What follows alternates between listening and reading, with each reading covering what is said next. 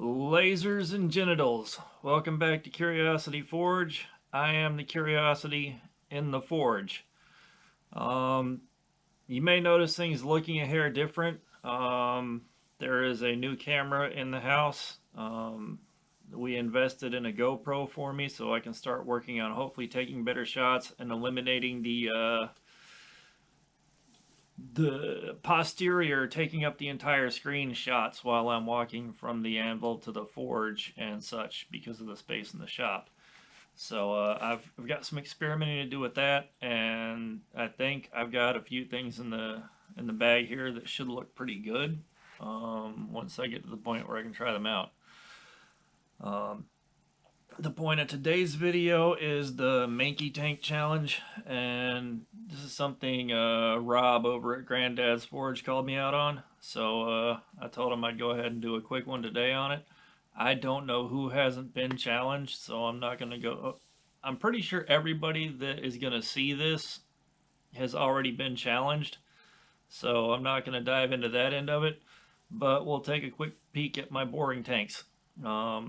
Because honestly, they don't see too much abuse, and there's nothing super gross going on in there. So we'll pause this here, and I'll get everything set up, and we'll go to the shop, and I'll show you what I'm working with.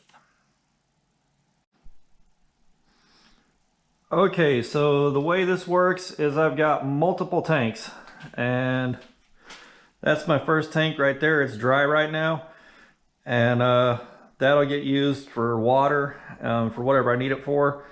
The black bucket right there, that gets used for water for the grinder. This is my primary water quench tank. I can still see through this to the bottom. And because I grind on Kydex and stuff like that, the water gets changed pretty regular.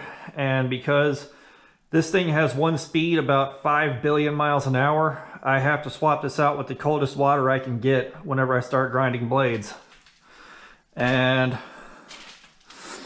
the primary tank is this guy right here. And this was suggested by some guys on one of the knife making forums that I used to frequent. And this is just a 1 gallon paint can full of canola oil, and it's good for quenching things. I can actually get a surprisingly large blade in there, but that's canola oil, and I bought this probably about 5 years ago, and believe it or not, the smell hasn't gone rancid. That's where I keep the can opener. The smell hasn't gone rancid. I probably should replace it soon just on principle. And then we got the hammer collection right there.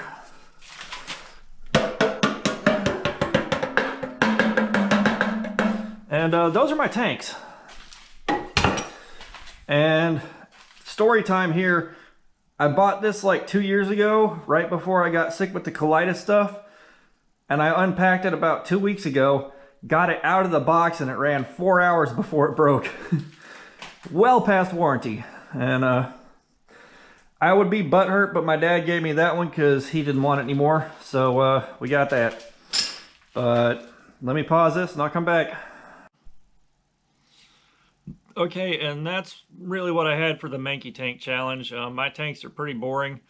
The only thing in the canola oil is going to be some forge scale.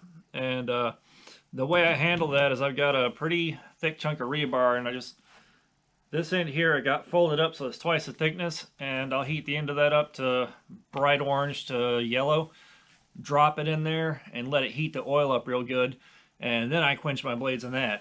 And it's been treating me really well so far. It's definitely about as much as I need considering the forges, resources, and space I have. I'm not at a point where I'm going to try to forge out any swords because of time, space, resources, and most importantly, develop skills. But, you know, hopefully that was at least kind of interesting. I am going to go upstairs and see if I can figure out how to get this off of the GoPro onto the computer and onto YouTube. And with that, praise the forge and pass the borax. Y'all stay safe in your shops, and I will see you later.